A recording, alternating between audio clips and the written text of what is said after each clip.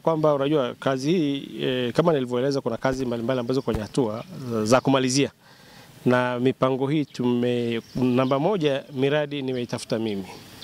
Nimesimamia utekelezaji kwa kushirikiana na wenzangu, na mimi ndio ninayejua misingi na upatikanaji wa miradi, namna ya kuwaunganisha hao watu.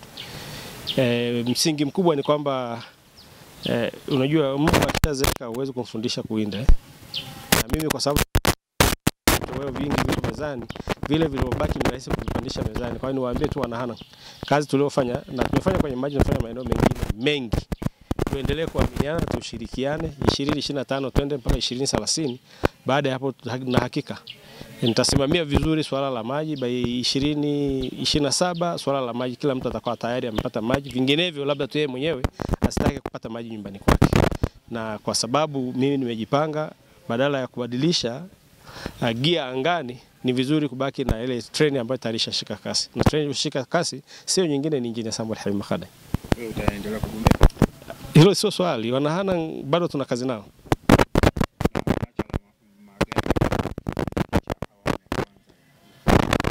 Awamu ya kwanza nimekutajia miradi ambayo nimeitekeleza. Kwanza mimi kwa maana ya Hanang hii niliamua, kwa upande wa maji tu, kwa maana ya Hanang hii niliamua kidhati kabisa kwamba nagawa wilaya kwenye maeneo matatu. Kila rasilimali ninayopata, juhudi zote ninazofanya kuhakikisha kwamba napata rasilimali. Kuna ukanda wa mashariki, watu wanaendelea kupata huduma. Eneo la katikati ambalo nilisema ni mamlaka ya mji wa Katesh, huduma zinaendelea kusambaa. Lakini upande wa magharibi ndio naona nakutajia mradi mkubwa wa Ziwa Basutu. Miradi yote hii inaenda sambamba, mwana Hanang yote popote alipo, maendeleo yanaenda kwa uwiano. Lakini bidii ya kutafuta maendeleo, bidii ya kutafuta miradi imekuwa kubwa zaidi. Kwa mfano, mamlaka ya mji wa Katesh tulipata shida ya kutekeleza miradi ya maji kwa sababu tulikuwa hatujui nini tunachokitaka.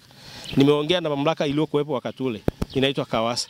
Kila nikiwauliza swali, nini mnachotaka ili mfanye kazi, hakuna majibu. Baada ya kutafakari, nikaomba serikali ivunje ili tupate mtu ambaye tukiongea naye anaweza kutuelewa na akatuambia nini kinachohitajika. Baada ya kujua nini kinachohitajika, ndio maana nakuambia kwa jeuri kabisa kama tumeshawekeza zaidi ya bilioni 10 kwenye mamlaka ya mji wa Katesh. Na hii anaweza mtu ambaye ni jasiri, mtu ambaye ana maamuzi. Na mtu sio mwingine, ni Engineer Samuel Habib Makhadai. Nipo nitawatumikia wanahana na niko tayari kuwatumikia. Kwa kipindi cha miaka hii tunayoelekea 5 sasa toka mimi nimekuwa mbunge, hawa wamenipa ushirikiano mkubwa. Yale ambayo nashindwa kupata hapa wilayani, nikienda mkoani wananikimbilia, wananisaidia. Mkoani kwa sababu nao wana kiwango chao cha kufikia ili kufanya kazi. Nikikwama hapo tunaenda ngazi ya taifa, mara zote wamenipokea.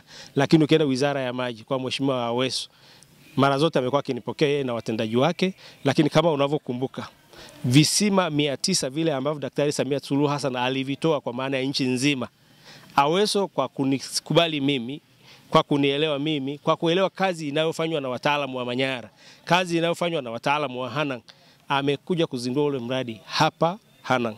Akazindua pale Miaskron. Angeenda sehemu nyingine yoyote. Unajua Hanang ni mbali kuliko ukienda Chamwino au angeenda Chemba.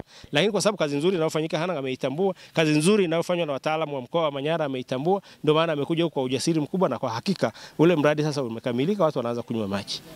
Na sasa unakwenda kuchukua fomu kama unasema kama utagombea. Unawaambia nini wapiga kura sasa? Cha kuambia ni kwamba tumefanya nao kazi. Kazi hatujamaliza, ili tuende mbele kwa kasi ambayo tayari tumeshatengeneza. Muhimu waende na mimi, tuende pamoja, tuhakikishe kwamba kasi yetu ya maendeleo isipungue.